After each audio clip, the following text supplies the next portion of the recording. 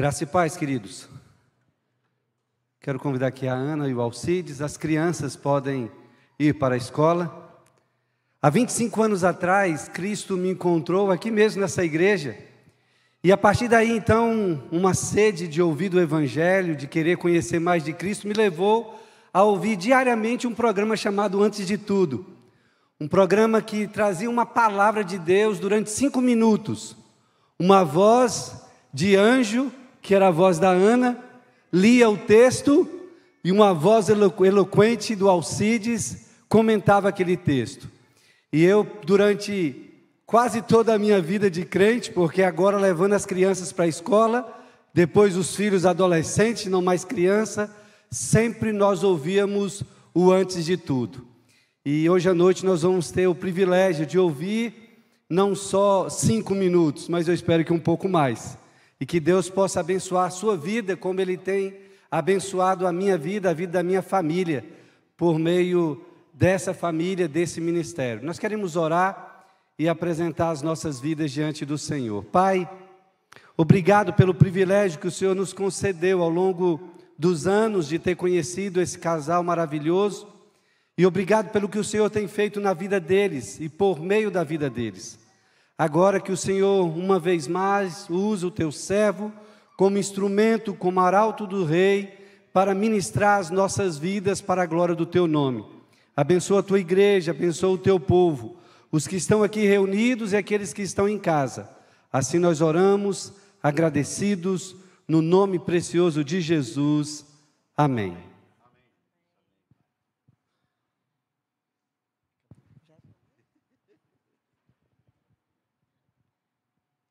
Boa noite, igreja. Que a paz e a alegria de Jesus esteja no coração de cada um de vocês. Jesus, aproximando-se, falou-lhes, dizendo: Toda autoridade me foi dada no céu e na terra. Ide, portanto, fazei discípulos de todas as nações, batizando-os em nome do Pai, e do Filho e do Espírito Santo, ensinando-os a guardar todas as coisas que vos tenho ordenado. E eis que estou convosco todos os dias, até a consumação do século. Mateus 28, de 18 a 20. Obrigado, Neneca. Boa, Afonso, obrigado. Lembrar de 30 anos, quando nós começamos a gravar esse programa de 5 minutos, numa rádio que nem ficava tão longe daqui, né? Muito tempo se passou, queridos, muito tempo.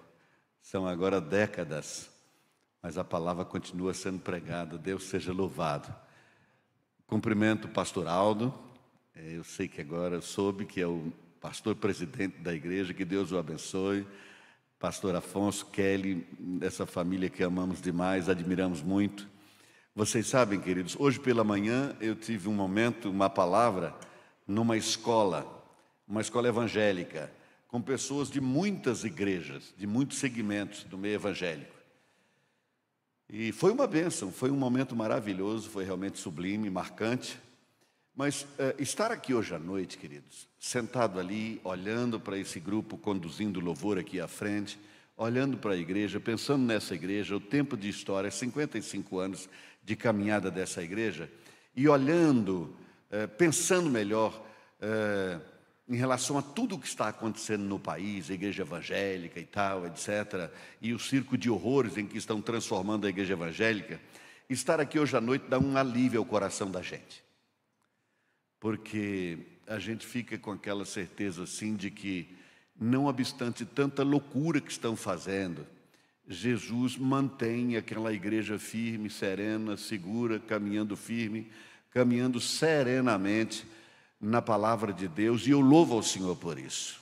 Agradeço pela vida dessa igreja, agradeço pela vida dos pastores, da liderança dessa igreja, e pelo privilégio e a honra que tem sido essa convivência ao longo desses anos. Eu sei que o Afonso disse que aprendeu, mas é óbvio, ululante, queridos, que nós aprendemos tanto quanto ele, caminhando com esta família. Portanto, mais uma vez, obrigado pelo privilégio de participar desse momento, dessa hora. Um tempo tão especial, um tempo que alguns consideram ser o tempo do fim. Algumas pessoas dizem que nós estamos no tempo final. Jesus está voltando. Efetivamente, eu acredito que realmente o mundo está sob juízo, a igreja está sob juízo, mas é interessante, assim, apenas a título de preâmbulo, eu diria que eu já ouvi muitas pessoas dizendo assim: Jesus está voltando, volta já. Eu só não encontrei até agora uma pessoa que acreditasse nisso. Interessante. Eu não encontrei nenhum crente que acreditasse nisso até agora. Eu encontrei muitos crentes que falam isso, mas que acreditam nisso não. Vamos imaginar que nós soubéssemos que Jesus volta nos próximos dias. Quem sabe no próximo ano, ou no máximo nos próximos 5 anos. Nós continuaremos fazendo o que fazemos? Eu continuaria planejando comprar um carro para pagar em 5 anos, uma casa para pagar em 20, se eu acreditasse que ele vai voltar daqui 1 ano ou 2. Vocês sabem, queridos, a igreja primitiva vivia uma realidade interessante. Vocês se lembram que o apóstolo Paulo, por exemplo, podia ter falado contra a escravatura, não falou. Ele disse: você é escravo, continue escravo, sem problema. Você é livre, fique livre. Porque Paulo acreditava que Jesus voltaria em poucos dias. Ora, se Jesus vai voltar em tão pouco tempo, não vá lutar contra isso. Toque a sua vida, faça o que tem para fazer. Vamos lá, vocês se lembram que na igreja de Jerusalém, queridos, a palavra do Senhor diz que os crentes, os convertidos, pegavam tudo que tinham, vendiam, pegavam o dinheiro e entregavam aos apóstolos. Por exemplo, alguém tinha uma fazenda, vendia e entregava o dinheiro. Tinha uma casa, uma empresa, uma propriedade, vendia e entregava aos apóstolos. E o que os apóstolos fizeram? Um investimento, uma fazenda para produção coletiva, para sustentar a igreja? Não, eles comeram o dinheiro. Eles elegeram 6 diáconos, distribuíram o dinheiro, compraram comida e distribuíram com todo mundo. Porque ninguém mais estava preocupado em ter propriedade, nem em trabalhar, nem trabalho coletivo, nem individual, porque eles acreditavam que Jesus Cristo voltaria em pouquíssimo tempo. E se ele vai voltar em pouco tempo, por que eu vou montar uma empresa? Por que eu vou cuidar disso? A situação foi tal que quando o dinheiro acabou, a igreja em Jerusalém passou fome. Passou fome. E o apóstolo Paulo, na Macedônia, teve que levantar uma oferta para mandar dinheiro para Jerusalém, para comprar comida para a igreja em Jerusalém, que já não tinha mais o que comer. Sabe por quê? Porque eles acreditavam que Jesus Cristo estaria voltando a qualquer momento. Vocês entendem, então, o meu pensamento de que eu ainda não encontrei uma pessoa que efetivamente acredite que Jesus está voltando? Eu encontro muita gente que fala que Ele está voltando, mas não que acredite que Ele está voltando. Talvez nós devamos pensar nisso, queridos. Porque o tempo é final, o tempo é difícil, muito difícil. Muito bem. Ainda a título de preâmbulo, queridos, eu sei que a igreja de Jesus tem sido muito atacada pelo inimigo. Se utiliza de pessoas, de instituições, para atacar a igreja. E ultimamente a igreja local tem sido muito atacada. Mas eu quero dizer desde já que uma igreja local, como esta igreja aqui, é uma criação de Jesus e não dos homens. E como é que nós sabemos disso? Jesus Cristo mandou cartas a algumas igrejas da Ásia. Essas igrejas estão mencionadas no livro do Apocalipse. Jesus mandou uma carta para cada igreja, dentro da sua singularidade. Cada igreja tinha os seus problemas, suas virtudes. Jesus então escreveu de acordo com aquilo que cada igreja precisava. Por que ele não fez uma crítica à igreja local dizendo que ela não deveria existir? Ele não fez isso. É claro que Jesus criou a igreja universal dele, a igreja de todos os remidos, em todos os tempos. Mas a igreja local é algo que não só Deus aprova, como Deus cuida. Deus aprova e cuida, porque Jesus cuidou daquelas igrejas, escrevendo especificamente para cada uma delas. Então, quando você ouvir por aí que a igreja, e eu estou dizendo isso porque há poucos dias eu ouvi de uma pessoa que foi minha amiga por um bom tempo, foi um referencial na minha vida, e hoje a boca dele fala pelo interesse do inferno, não obstante ter escrito mais de 90 livros muito bem aceitos no meio evangélico. E essa pessoa hoje diz que a igreja é um mal, que as pessoas deveriam sair das igrejas, deviam estar fora da igreja. E por causa desse tipo de discurso é que o segundo maior segmento considerado parte do segmento evangélico no Brasil hoje é dos desigrejados. O primeiro maior segmento me parece que é a Assembleia de Deus. O segundo maior segmento, segundo dados do IBGE, me parece ser exatamente aqueles que foram de uma igreja evangélica e hoje estão fora da igreja. Alguém fez alguma coisa para que eles a abandonassem. Então preciso pensar sobre isso. Eu estou dizendo tudo isso para parabenizar vocês. Deus os abençoe, queridos. Deus os abençoe para que continue nessa jornada. Se Jesus voltar nesse ano, vamos todos juntos. Se Ele não voltar nos próximos 50 anos, que essa igreja continue se multiplicando para a glória dEle. Amém? O texto que bondosamente a Ana leu é um texto muito, por demais conhecido, porque são praticamente as palavras finais de Jesus mencionadas pelo evangelista Mateus, em que Jesus fala da autoridade que recebeu e ele dá uma ordem: fazei discípulos. A ordem, na verdade, não é ide, a ordem é fazei discípulos. Fazer discípulos é a missão da igreja. Vamos orar. Deus maravilhoso e santo, obrigado por esta noite. Obrigado por este momento. Obrigado pelo presente que é concedido ao teu servo de estar aqui com essa parcela do teu rebanho, da tua família, Deus. Obrigado pelo que eu tenho aprendido com os pastores dessa igreja.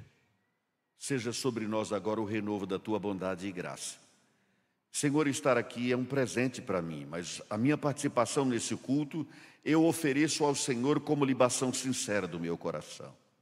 Que a minha participação aqui, Pai, o que eu disse e aquilo que ainda à mercê do Senhor direi, que seja com absoluta exclusividade para o louvor da tua glória.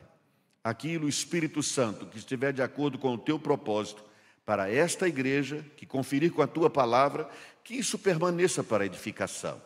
Aquilo que o teu servo disser como um esforço pessoal apenas, de me fazer entender ou por qualquer outro tipo de motivação, que isso caia em absoluto esquecimento e que o teu nome seja honrado e glorificado. É a minha oração sincera em nome de Jesus. Amém, Senhor. Amém, Pai. O ano era 79, 1979. Uma grande parte aqui não tinha nascido. Eu vinha de fazer 18 anos.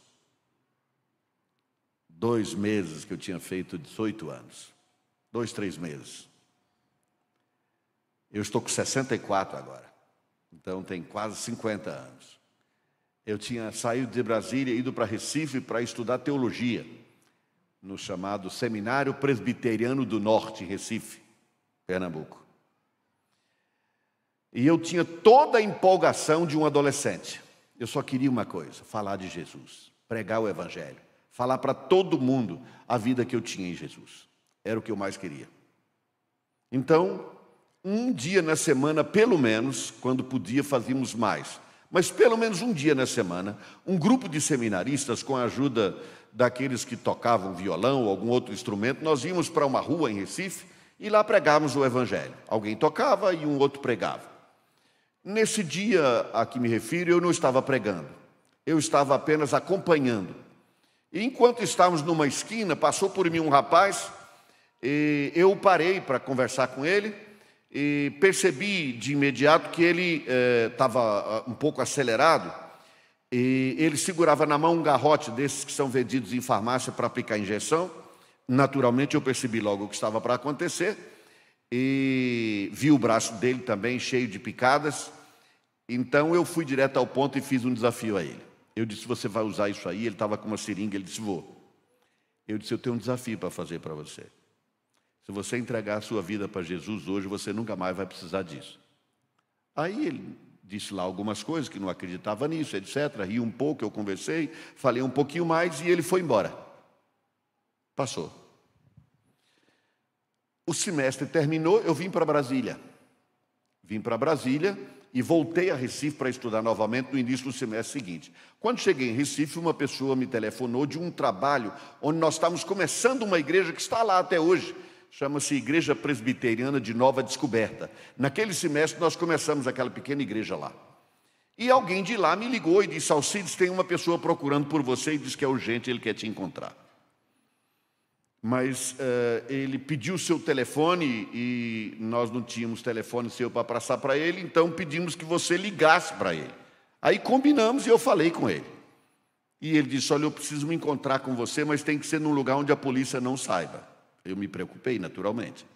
Então marcamos numa determinada praça, atrás de um templo católico que tinha lá perto do centro da cidade. Para quem é de Recife ou já esteve por lá, andou por lá, perto da Conde da Boa Vista. E lá, então, nós fomos nos encontrar. Eu estava sinceramente preocupado. À distância eu vi, ele estava vestido com uma jaqueta preta, dessa que se usa para andar de moto. Não era de couro, era de napa, mas é dessas jaquetas escuras.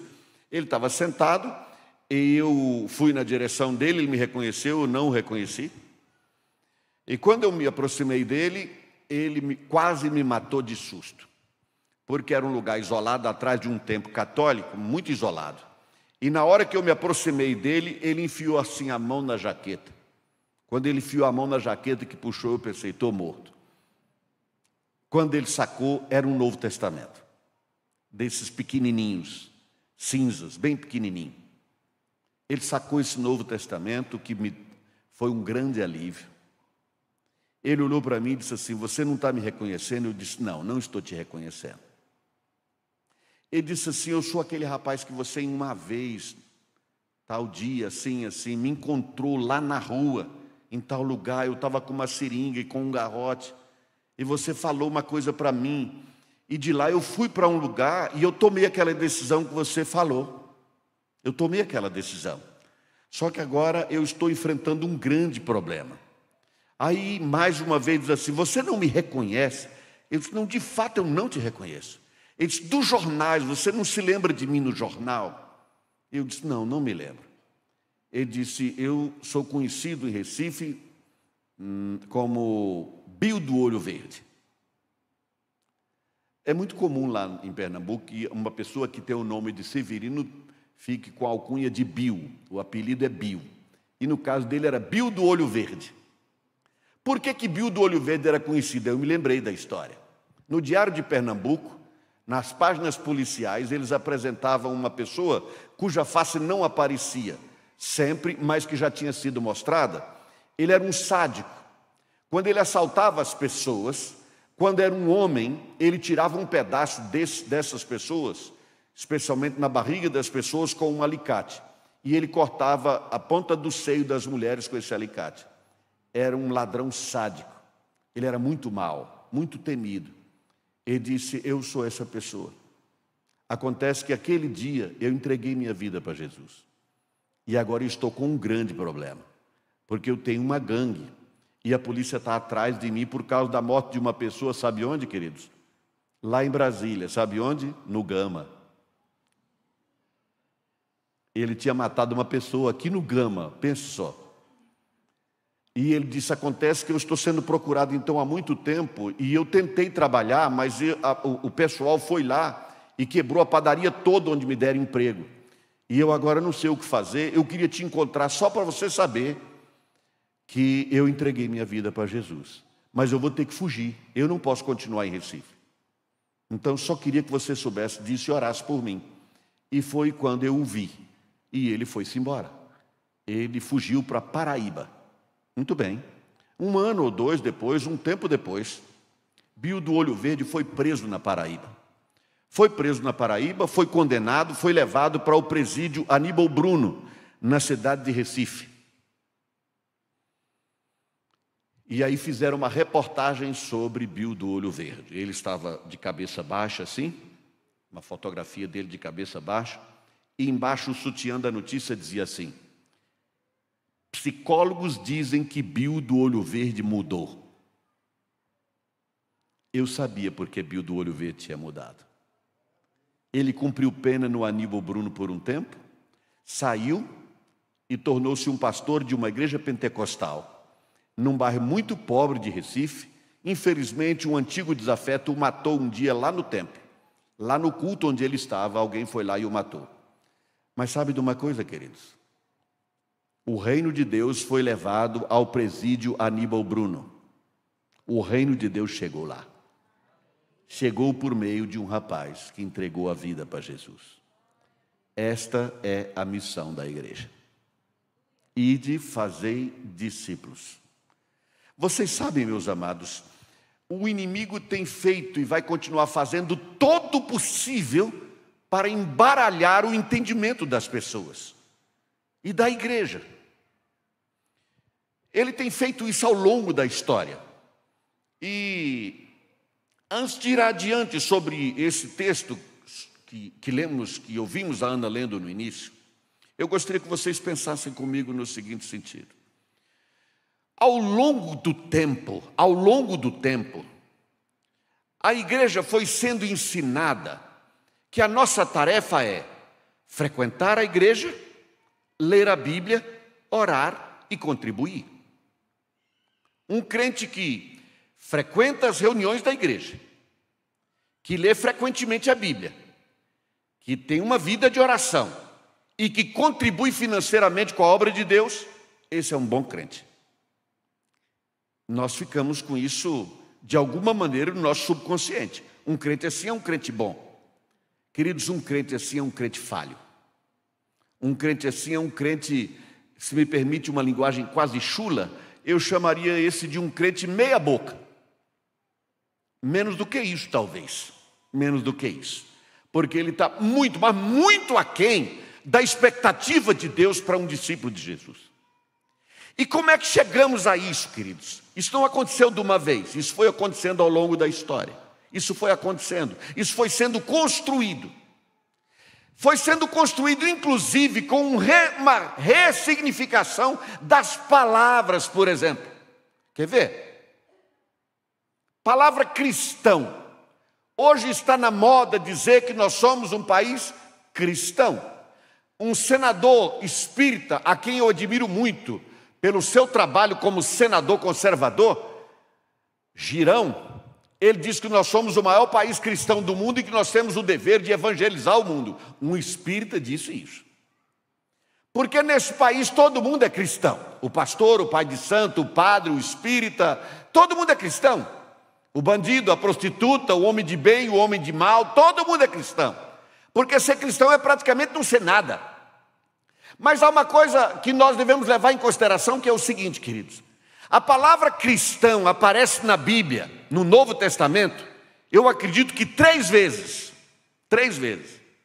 Mas a palavra discípulo ou aprendiz aparece no Novo Testamento mais de 250 vezes. Mas nós nos apegamos à palavra cristão, que realmente tem um grande significado. Porque um cristão é um pequeno Cristo, e isso dá uma ideia de discipulado. Porque tornar-se um discípulo é andar com Jesus, parecer-se com Jesus e agir como Jesus. Então, quando você fala que é um cristão, em tese isso está certo. Só que ser um cristão aqui é não ser nada. Porque se nós somos um país de cristãos, de pequenos cristos, sejamos transparentes e sinceros, queridos. Nós somos um país de pessoas que se parecem com pequenos cristos? É claro que não, é evidente que não. Infelizmente não. Mas vamos continuar entendendo essa questão da ação do inimigo nesse sentido. Lá pelo século IV, queridos, o diabo mais uma vez pôs o dedo sujo dele na história da humanidade por uma pseudo-conversão de um homem chamado Constantino. Quando eles quiseram cristianizar todo o Império Romano, impuseram o cristianismo ao Império Romano. E aí nasce o cristianismo. Eu sei que há inclusive uma revista mundialmente famosa chamada Cristianismo Hoje, uma revista americana. E a palavra cristianismo parece que interessa a todos nós. Pois eu lhes digo, queridos, que a palavra cristianismo é muito mais do interesse do inferno do que do reino de Deus.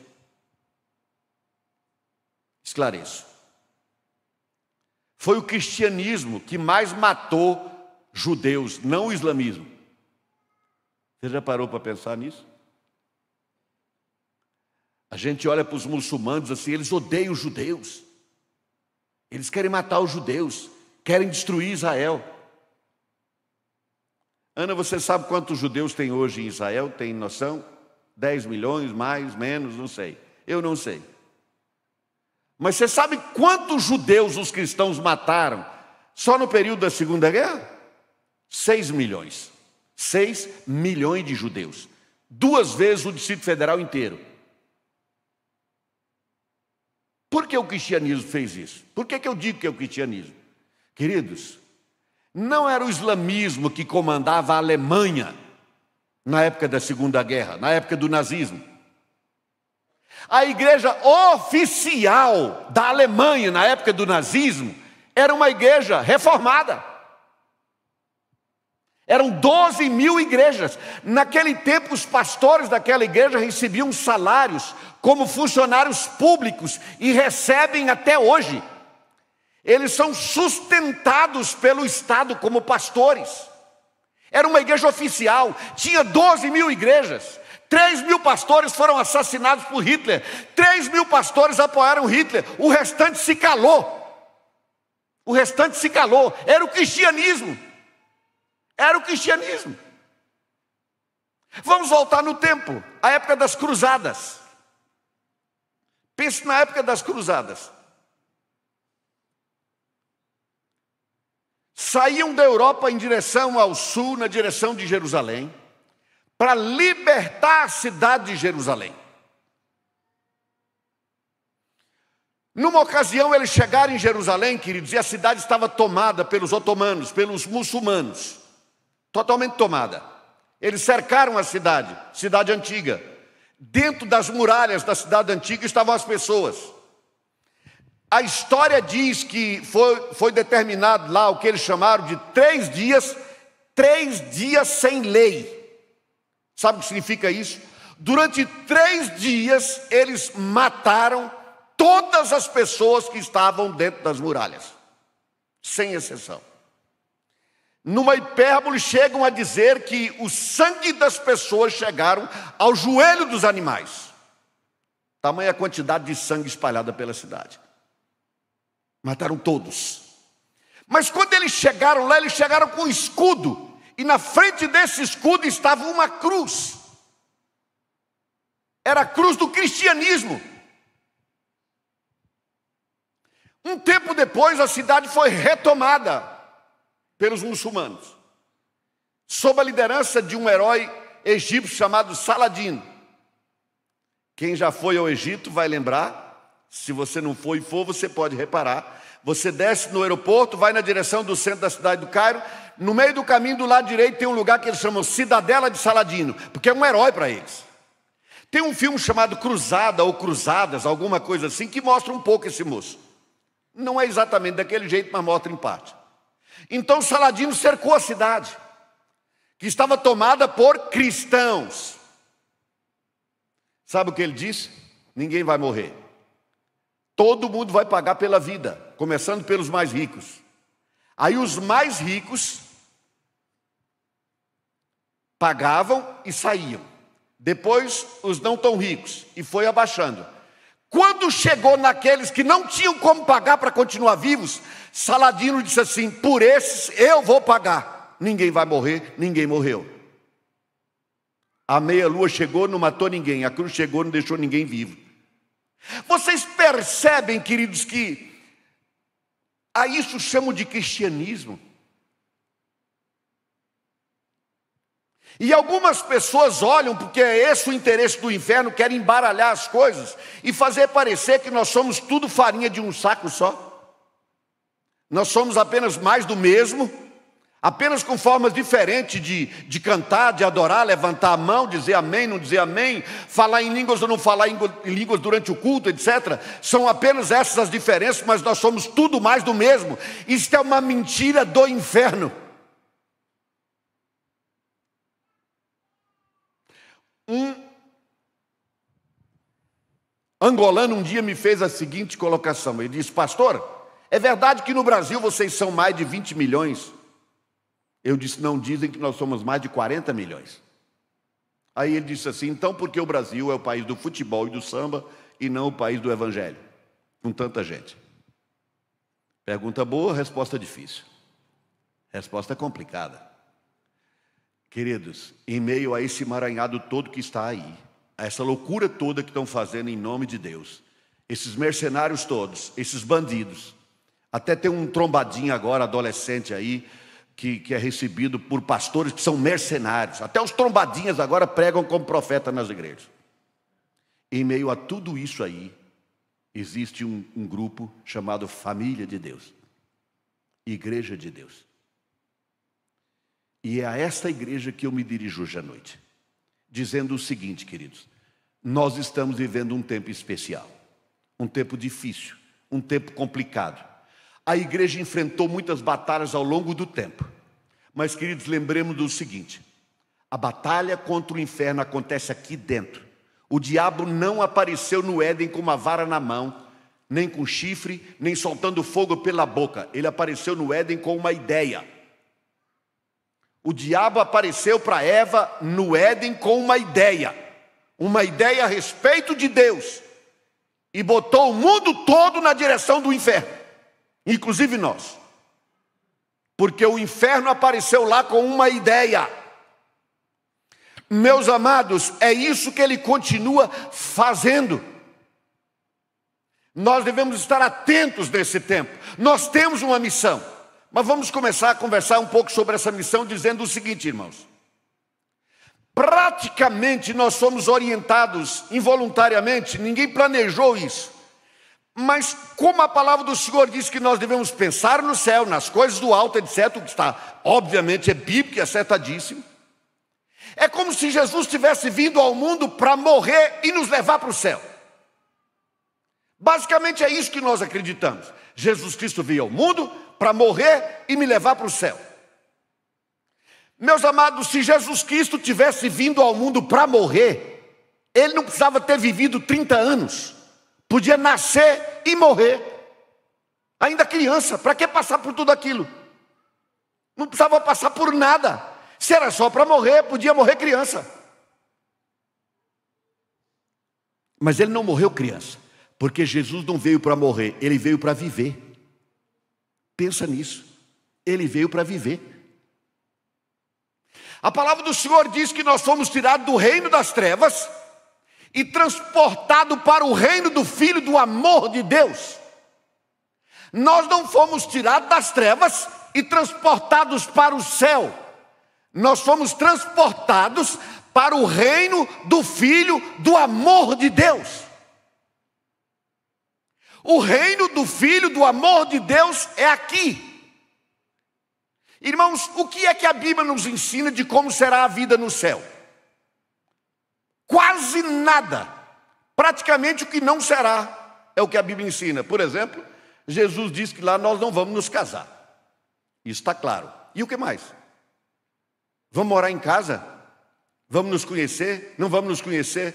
Essas elucubrações não são parte da preocupação do Evangelho. O Espírito Santo não se ocupou de ensinar isso. Jesus não nos ensinou como viver no céu. Jesus passou praticamente 3 anos da sua vida nos ensinando como viver aqui, na terra como no céu. E como é no céu, não sei, mas na terra eu sei. Na terra é como Jesus viveu e ensinou. Por isso ele diz assim: toda autoridade me foi dada, ide, portanto, fazei discípulos. Não é fazer cristãozinhos, crentezinhos, evangélicozinhos. Fazer discípulos, fazer aprendizes, permanente aprendiz de Jesus. É isso que nós devemos ser, queridos, para conhecê-lo, andar com ele, absorver a vida dele, fazer o que ele fez, viver o que ele viveu. Nós cantamos isso aqui hoje. O amor de Deus foi edificado, minha irmã. É isso. Meus amados, a nossa tarefa é aqui, a nossa tarefa é hoje. Nós não podemos viver como... Se Jesus vai voltar hoje à noite, irmãos, aleluia, tem meu voto favorável. Antes que eu termine aqui, que ele volte. Mas ele pode voltar daqui a 100 anos. Não interessa se é hoje, amanhã ou daqui a 100 anos, queridos. A vida que Deus espera de mim e o ministério que Deus tem para mim não é no céu, é aqui. Mas a gente parece que gasta boa parte da vida se preparando para ir para o céu. O céu já está garantido. Não se ocupe mais disso. Não se preocupe com isso. Jesus disse assim: aqueles que o Pai me deu, eu não perdi nenhum. Eu não perdi nenhum. Então, se você foi dado a Jesus pelo Pai, tranquilize-se, você não será perdido. O Pai não perde os seus. O diabo não tem poder para tomar. Então descanse nisso. Uma vez descansado nisso, agora vamos para a missão. Vamos para a missão. Vamos para a obra que Deus tem para nós. A implantação do reino de Deus aqui, queridos. Alguém pode pensar assim: o grupo de evangélicos é muito grande, mas dos crentes, dos discípulos de verdade, é um grupo pequeno. Não tão pequeno que não pudéssemos mudar este país. Quando Jesus veio, queridos, ele podia ter utilizado a estratégia de evangelizar a partir de Roma, realizando uma cruzada eventualmente. Conversasse com César: César, primeiro, você agora é meu discípulo, tá bom. Agora convoque uma reunião grande para mim e eu vou pregar. Jesus não fez isso. Jesus foi para a beira de uma lagoa, um lago chamado de mar, mas que só é chamado de mar pelo formato que ele tem, que é a mesma palavra em hebraico para bacia, que era a bacia que tinha lá no templo. Por isso é chamado de mar, mas é um lago. Do lado de cá você está vendo o outro lado do lago, é uma lagoa. Jesus ficou em volta daquele lago, convivendo com cerca de 12 homens, e um deles, o mais esperto deles, foi chamado de idiota a primeira vez que pregou. Está em Atos, o apóstolo Pedro. Pois Jesus ficou cerca de 2 anos e meio para 3 com esses homens. E eles foram um instrumento de Deus, tão usados, que o que nós pregamos até hoje foi o que Jesus ensinou para eles. Essa era a estratégia de Jesus, querido. A estratégia de Jesus não era levar a multidão. A estratégia de Jesus era levar mais um.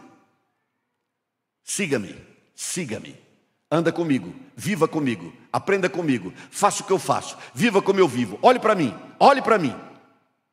ande comigo. Fazer discípulo. Jesus está entrando por aquela porta dizendo: voltei, apresente o teu relatório, apresente o teu relatório. Você é convertido há quanto tempo? 1 mês? 1 ano? 2 anos? 5? 10? Então ele diz assim: me dê o nome daqueles discípulos que você fez para mim. Me dê o nome. Não, Jesus, mas eu não fiz discípulo nenhum. Nunca aconteceu a conversão de ninguém. Agora que fique claro, não faltei às reuniões da igreja. Leio a Bíblia frequentemente, já li várias vezes. Inclusive tem as anotações, já li umas 10 vezes a Bíblia toda. Eu oro sempre e nunca deixei o meu dízimo para trás. Não. Ganhei o dinheiro é a primeira coisa. É isso, irmãos, que Deus espera de nós. É isso realmente que Deus espera de nós. Quem você vai apresentar para Jesus, querido? Porque, irmãos, a gente fala assim: a igreja tem uma missão. Quem é a igreja? Eu sou a igreja. Você é a igreja. Nós nos escondemos atrás da impessoalidade da instituição. A instituição é impessoal, queridos. Eu sou uma pessoa. Deus não vai cobrar de uma instituição. Agora vamos para o relatório da igreja presbiteriana, da assembleia, da cristã evangélica. Não, ele vai cobrar de mim. A tarefa foi dada a mim. Eu tenho que apresentar isso para Jesus. Ah, mas eu tenho dificuldade, Jesus. Você tem dificuldade, tem certeza. Olha para Jesus. Olha para Jesus, querido. A tarefa de Jesus foi tal, que no final do ministério dele ele ficou sozinho. Daqueles 12 com quem ele andou, um negou, um traiu e 10 fugiram.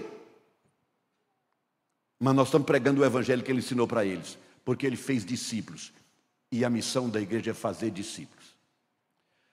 Essa igreja provavelmente tem escola bíblica dominical, ou escola dominical, estuda aos domingos pela manhã. Aleluia, bênção, bênção. Coisa boa. Só não pode substituir o discipulado. Essa igreja tem culto no domingo à noite, aleluia, mas não pode substituir o discipulado. Jesus diz: ide por todo mundo, fazei culto todo domingo à noite. Ide por todo mundo e plantem escolas dominicais mundo afora. Ele diz: ide, fazei discípulos. Fazer discípulo é um tripé, querido. Você é o suporte daquela pessoa que conhece Jesus. Você ensina aquela pessoa, porque foi o que ele falou: ensina o que eu ensinei para vocês. E você se relaciona com essa pessoa, para que ele possa ver Jesus na sua vida. Ele possa ver Jesus nas suas palavras, na sua maneira de fazer negócio, na sua maneira de tratar a esposa, de tratar os filhos, de tratar os pais, de tratar o marido. É assim que nós fazemos discípulos. Como Paulo falou: imitem a mim, façam como eu faço. Eu imito Cristo, vocês me imitam. A igreja perdeu a autoridade de dizer: nos imitem. Vamos para um texto interessante de Atos 1, queridos. Eu estou saltando aqui vários textos, porque eu sei que se eu começar a ler texto aqui, nós vamos noite adentro. Mas eu quero ler um versículo aqui com vocês, queridos, por causa de uma palavrinha. Atos capítulo 1. Atos 1. Veja que interessante isso aqui, queridos. Atos capítulo 1, e bem o primeiro versículo. A palavra aqui é a palavra do evangelista Lucas, né? Ele escreveu aquela primeira carta, mas era o que ele fala sobre a primeira carta. A primeira carta dele é o Evangelho de Lucas, naturalmente. Agora ele está escrevendo essa carta que nós conhecemos como o livro dos Atos dos Apóstolos. Ele escreve a um amigo, Teófilo, e ele escreve assim: escrevi o primeiro livro, ó Teófilo, relatando todas as coisas que Jesus começou a fazer e a ensinar, até o dia em que, depois de haver dado mandamentos por intermédio do Espírito Santo aos apóstolos que escolheram, foi elevado às alturas. Olha, então reparem, todo o ministério de Jesus foi o que ele começou a fazer e a ensinar. Ele não terminou, só começou. Começou a fazer, começou a ensinar. Por que ele começou e não terminou? Porque esta obra continua até hoje. A tarefa é nossa. Ele só começou.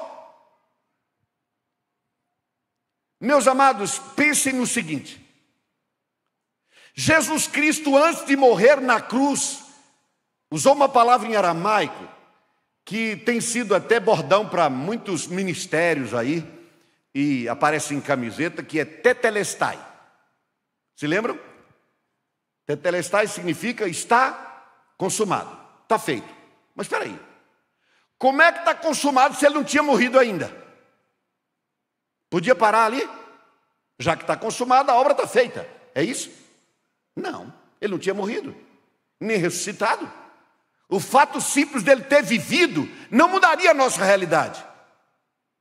Algo tinha que acontecer ainda, que foi a morte e a ressurreição. Mas ele diz: está consumado. O que significa isso, irmãos? Jesus estava dizendo assim: esse Adão aqui cumpriu toda a vontade de Deus, diferente do primeiro que se entregou ao pecado. Ele estava dizendo: eu cumpri a obra. E esse Adão perfeito agora será oferecido. Está feito. Eu cumpri tudo.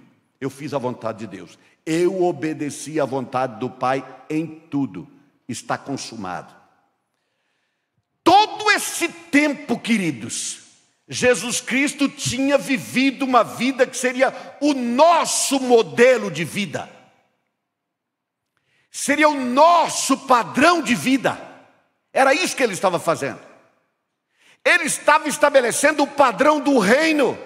É por isso que a gente lê Mateus capítulo 5, por exemplo, o Sermão do Monte, e fica com um certo nó, porque é paradoxal. Ele diz assim: feliz é quem tem sede de justiça,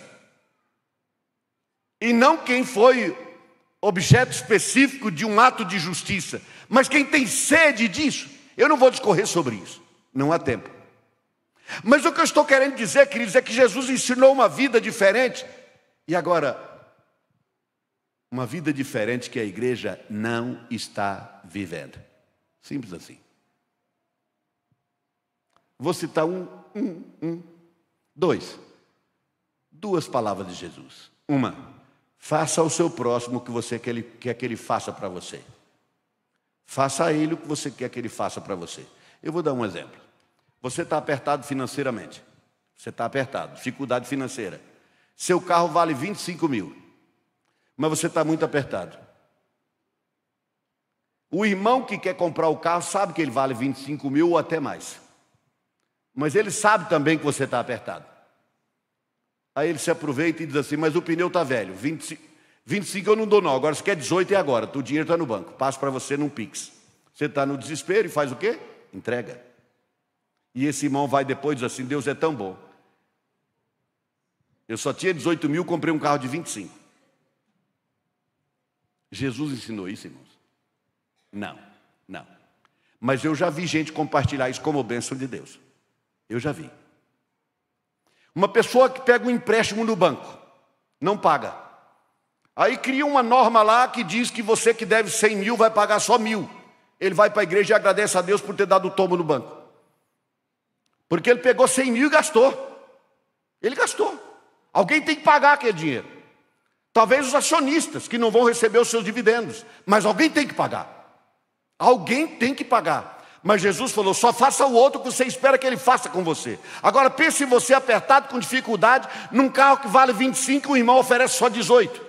Então nunca faça ao irmão o que você não quer que ele faça com você. Você quer ser cumprimentado na igreja e abraçado? Então abrace todo mundo. Você quer ser acudido na tua hora de necessidade? Então vá acudir ao que precisa. Você quer ser visitado quando estiver doente no hospital? Então vá visitar os doentes. Você espera que alguém se ocupe da sua vida quando a sua dificuldade for intensa? Então busque e acuda, socorra aquele que está necessitado na hora dele. Porque você vai fazer para ele o que você espera que ele faça para você. É um princípio de vida ensinado por Jesus. Tão simples, tão simples. Jesus, queridos, viveu para nos ensinar a viver amor, amar-nos uns aos outros, incondicionalmente nos amarmos. Mas eu vou mostrar para você em 2 versículos como é difícil isso. Quantas pessoas aqui sabem decorado o texto da Bíblia que é João 3,16? Eu sei. Será que alguém sabe? Porque Deus amou, vamos lá? Porque Deus amou o mundo de tal maneira que deu o seu Filho unigênito, mas tem a vida eterna, verdade. É uma bênção esse texto. Deus amou o mundo, Jesus deu a vida e deu a vida por mim, por amor a mim. Agora vamos para um endereço muito parecido. É João 3,16 esse aí. Agora vamos para 1 de João 3,16. O assunto é o mesmo. Vamos lá? E nisto, conhecemos. O que nós conhecemos? Hã?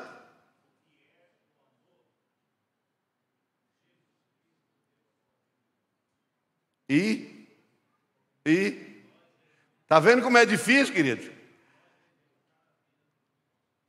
Exatamente. O coro desapareceu, só uma pessoa. Porque no primeiro texto quem morre é Jesus, quem é salvo sou eu. No segundo texto diz assim, nisto conhecemos o amor em que Cristo deu a sua vida por nós. E nós devemos dar a vida pelos irmãos. Essa é a missão da igreja. É para isso que nós continuamos aqui. Porque se não fosse para isso, queridos, uma vez salvo, a melhor obra de Deus na nossa vida é, me salvou, leva logo. Se eu acredito que a eternidade é infinitamente melhor do que aqui, para que continuar aqui? Para ter conta para pagar? Problemas para enfrentar? A melhor obra de Deus seria me levar de uma vez, então por que Ele não me levou? Ele não me levou porque o propósito dele para mim ainda é aqui. Mas o propósito dele para mim aqui é viver com Jesus, andar com Jesus, ensinar o que Jesus ensinou. E o que Jesus ensinou foi amor. Amor incondicional. Amor incondicional.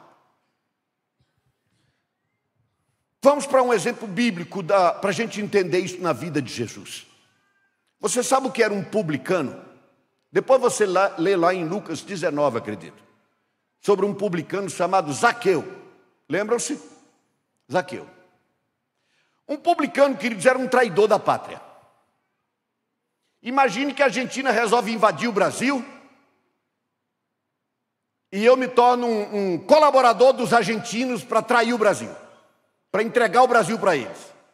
Imagina o quanto eu seria amado. Esse era um publicano. Ele era um opressor do seu próprio povo, roubando em favor do Império Romano. Eles eram odiados, odiados. E o que Jesus fazia, irmãos? Jesus estava naquela cidade, aquele homem subiu na árvore, Jesus se aproximou dele e disse: Zaqueu, desce daí porque me convém hospedar contigo, estar com você. Você já leu na Bíblia aquele texto que diz assim que nós devemos ser hospitaleiros? Hospitaleiro não é necessariamente oferecer uma cama da sua casa para alguém dormir. Hospitaleiro significa receber.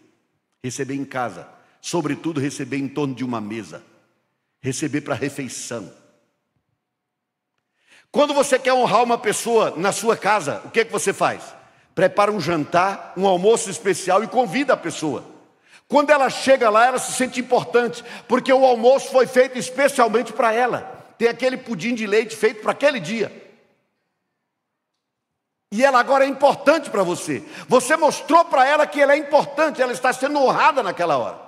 Jesus disse assim: Zaqueu, eu vou para a sua casa, eu quero me hospedar com você. E o que aconteceu lá, queridos? Aconteceu lá que aquele homem nasceu de novo. E ele disse: eu roubei alguém, eu vou devolver 4 vezes. Eu quero uma vida nova. Houve uma transformação. E é lá nessa experiência que está o texto que nós fizemos a oração hoje à noite. É lá nesse texto que diz que Jesus veio ao mundo para buscar e salvar o perdido. Foi na salvação de Zaqueu que esse texto foi mencionado. Jesus veio para salvar o perdido, irmãos. E como é que ele foi buscar o perdido? Acusando o perdido, julgando o perdido, jogando pedra no perdido, se afastando do perdido? Não, almoçando com ele na casa dele. Irmãos, eu vou lhe dizer uma coisa: se Jesus vivesse hoje, se Jesus exercesse ministério hoje nas nossas igrejas, Jesus seria um escândalo. Provavelmente não seria eleito em igreja nenhuma como pastor. Provavelmente não. Ele seria um escândalo. Porque Jesus não só ia para a casa de Zaqueu, ele comia com ele. Isso para eles era uma ofensa, uma coisa horrorosa. Mas Jesus fez pior. Bebeu Coca-Cola na casa de Zaqueu. Foi? Vocês acham que Jesus seria acusado de beber água, irmãos? Num texto antes desses, assim, em Lucas 7, me parece, que diz assim que João Batista não bebia e foi acusado de ter demônio. Jesus bebia e foi acusado de ter demônio. Porque Jesus bebia o quê? Água? Não espalhem isso, irmãos. Não contem para ninguém. Mas ele bebia vinho. Deu para ouvir sem gravar?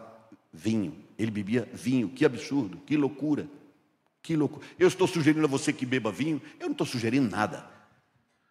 O que eu estou dizendo, queridos, e o que eu quero mostrar para vocês, é que o único lugar onde o sal faz diferença é fora do saleiro.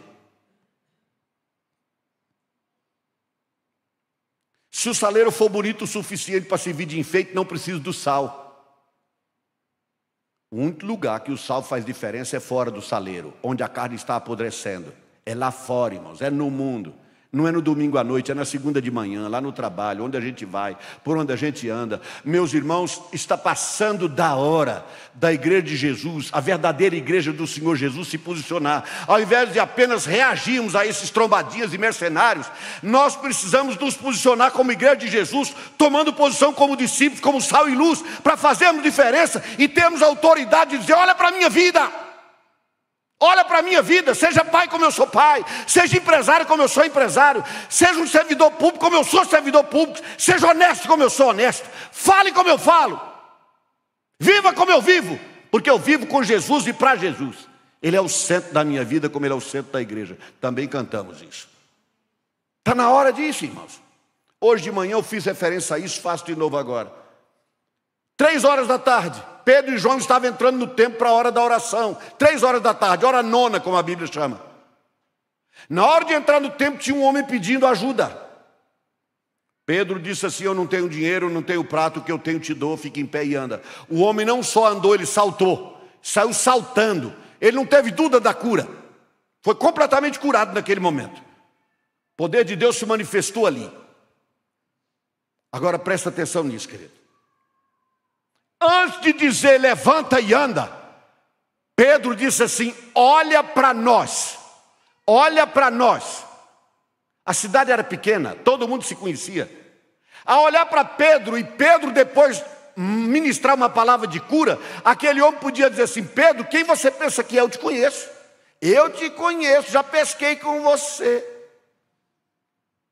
Eu tive com você na mesma canoa, Pedro. Eu sei o que você fala. Eu sei quem você é. Ele disse isso? Não, ele levantou e andou. Acreditou na autoridade que aquele homem tinha. Porque antes de ter autoridade para mandar levantar o coxo, a igreja tem que ter autoridade de dizer: olha para nós, irmãos. Olha para nós. Jesus foi para a casa de Zaqueu não para parecer um Zaqueuzinho. Não, mas para que Zaqueu fosse transformado, para que ele fosse salvo.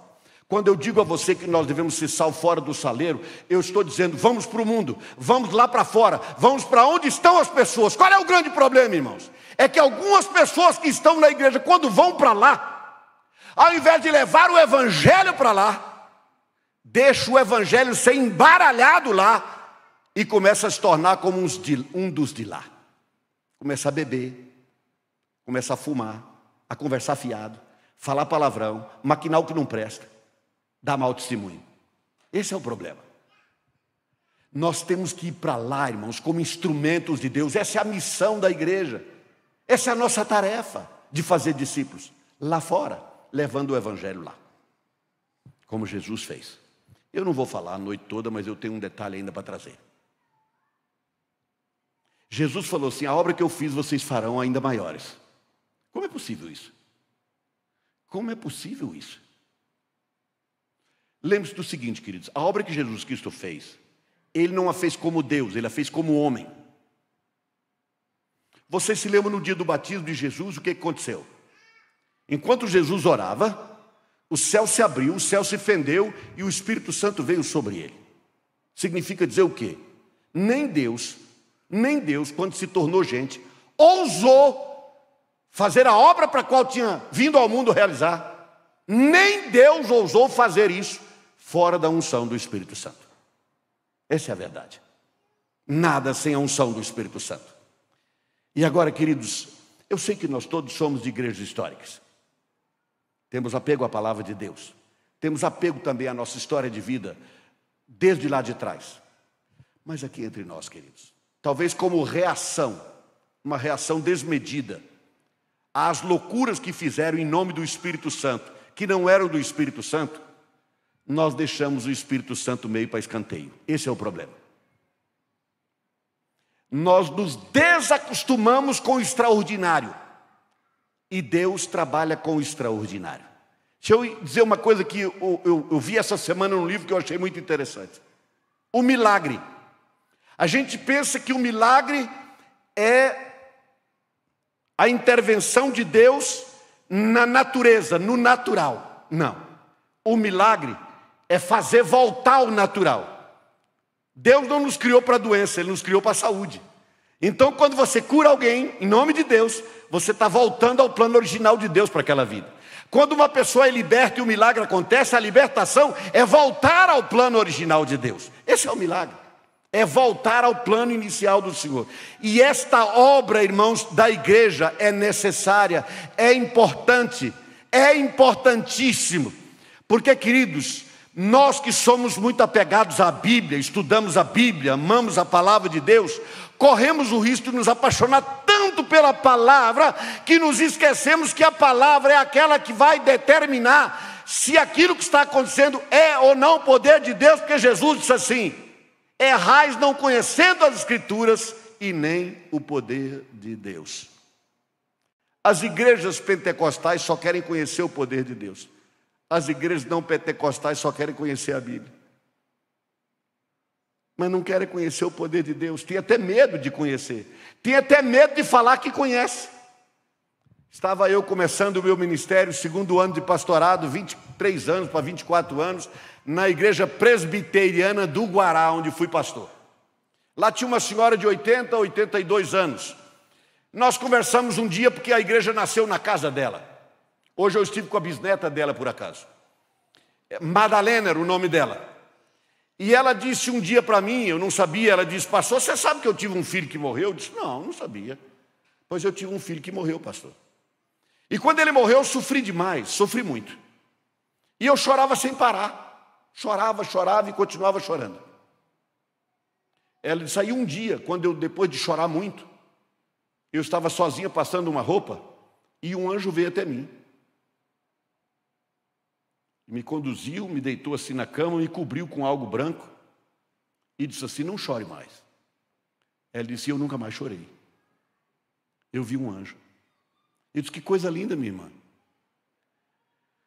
Você já compartilhou isso com a igreja?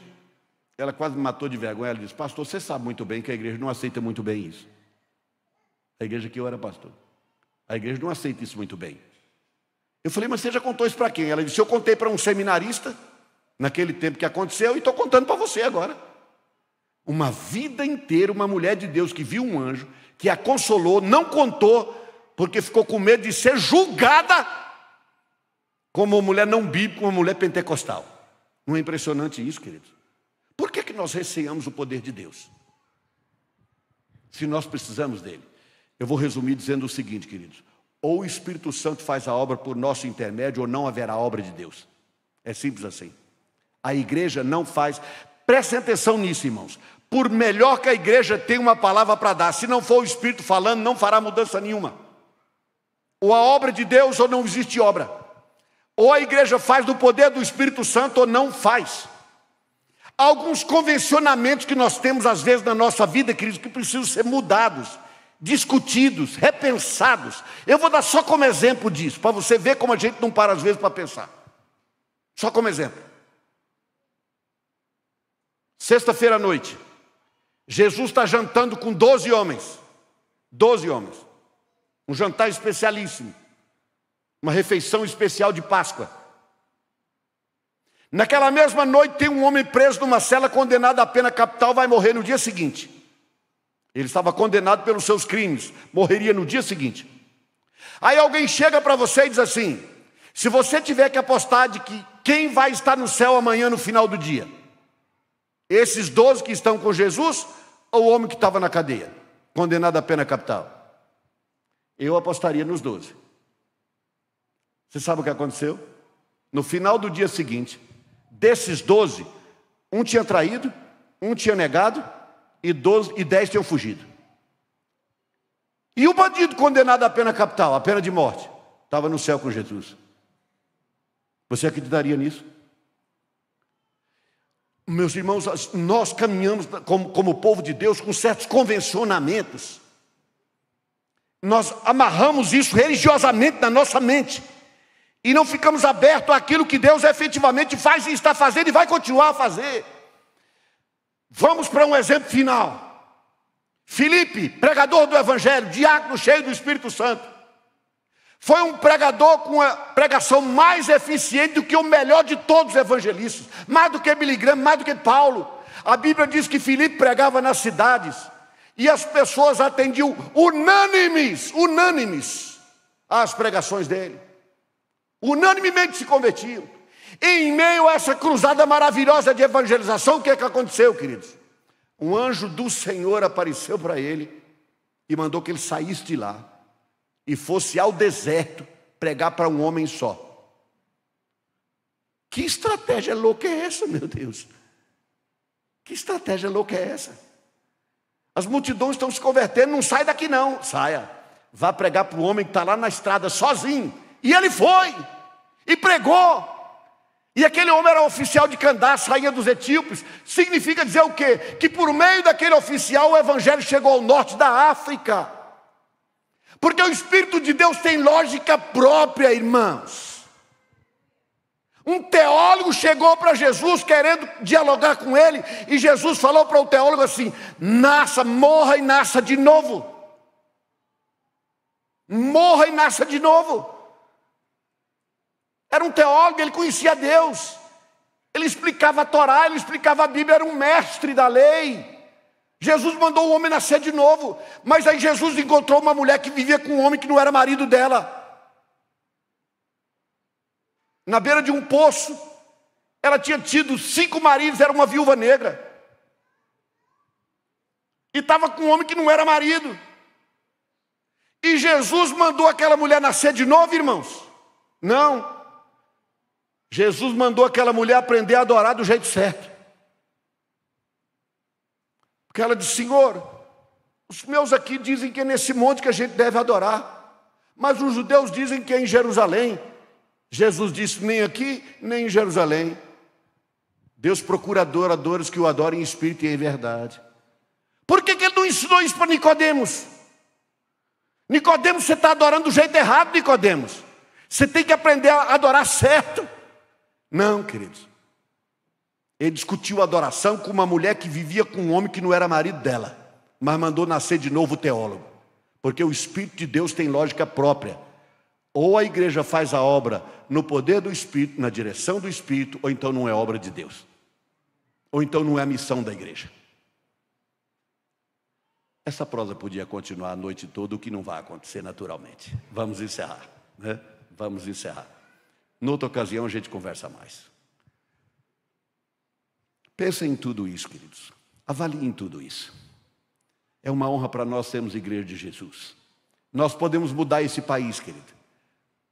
Você está acreditando que a mudança do presidente vai mudar? Invista tudo em Jesus, irmão. Invista tudo em Jesus. Esse é o papel da igreja. Jesus é o centro de tudo. O que nos interessa é Jesus. Só antes de orar dizer isso. Houve um tempo que dizem que ele era um pilantra, não sei se era, mas pelo menos professor de escola dominical era, que era um homem chamado Garotinho, que foi candidato a presidente. Ele contou uma coisa interessante no encontro uma vez, daquele menino que consertou o mundo, já viu isso? O pai estudando, se preparando, e o menino fazendo muita bagunça, e o menino atrapalhando. Ele foi lá, cortou o mapa mundo todinho em pedaços, entregou para o filho e falou: monta esse quebra-cabeça aí enquanto eu trabalho aqui. Rapidinho o menino voltou com o mapa consertado. Ele disse: pai, já consertei o mundo. Ele disse: não é possível, em tão pouco tempo, como foi isso? Ele disse: é porque atrás do mapa tinha um desenho de um homem. Quando eu consertei o homem, eu consertei o mundo. Você sabe, querido, não vai ser Bolsonaro, nem Lula, nem ninguém. Tudo para nós chama-se Jesus Cristo. Jesus Cristo. O único poder capaz de mudar esse país é o poder do Evangelho. Porque Bill do Olho Verde mudou, diziam os psicólogos. Porque ele abraçou o reino de Deus e levou o reino de Deus para dentro do presídio. Nasceu de novo. É assim que nós teremos um país melhor. É assim que nós teremos um país como Deus espera que nós sejamos. Por nosso intermédio, por meio da igreja do Senhor, por meio desta igreja. Amém? Feche os seus olhos. Oh Deus maravilhoso e santo, bendito seja o teu nome. Como o Senhor é tão generoso assim, meu Pai, quanto amor da tua parte, quanta bondade de nos conhecer, saber quem nós somos e assim mesmo confiar a nós uma tarefa tão honrosa, tão maravilhosa. Oh Deus, ajuda-nos a estarmos à altura dessa tarefa. Temos uma missão, Senhor. Queremos estabelecer o reino, levar o evangelho, fazer discípulos, ensiná-los a andar com Jesus, se parecer com Jesus, agir como Jesus. Ajuda a cada um de nós aqui hoje à noite. Eu vou te fazer um pedido sincero, Pai. Perdoa os omissos que estão aqui hoje à noite e que nunca levaram ninguém para Jesus. Eu peço que o Senhor perdoe e desperte essa pessoa. E dê a esta pessoa a bênção, o privilégio e a alegria de fazer pelo menos ainda um discípulo para Jesus neste ano. Abençoa esta igreja como comunidade, como família no Senhor. Certamente, Pai, tem aqui as suas lutas e dificuldades. O Senhor está à frente, te louvamos por isso. Abençoa, Pai, o pastor Aldo, pastor Afonso, os demais líderes desta igreja, suas esposas, suas famílias. Oh Deus maravilhoso e santo, eu te peço que o Senhor fenda o céu de forma permanente na direção desta igreja. E assim como veio sobre Jesus aquela unção especial do teu Santo Espírito, que seja derramado efusivamente o óleo fresco do teu Espírito sobre esta igreja, meu Senhor. de forma permanente, e que a glória do Senhor se estabeleça neste lugar. E daqui, meu Deus, o Evangelho possa fluir como rios de águas, sendo levado por onde houver um coração sedento, necessitado. Oh Deus maravilhoso, Espírito Santo de Deus, nós te amamos e precisamos do Senhor. Manifesta o poder da tua presença nesta igreja, Espírito Santo, eu te suplico, para que os sinais evidentes da manifestação do teu poder sejam um sinal da tua graça, da tua bondade, da tua aprovação e do teu cuidado por esta igreja. Por isso, Deus, opera no nosso meio para o louvor da tua glória. É a minha súplica sincera, com gratidão, de um coração que saltita de gozo e de alegria na tua presença, em nome de Jesus. Aleluia. Amém, Senhor. Amém. Pastor.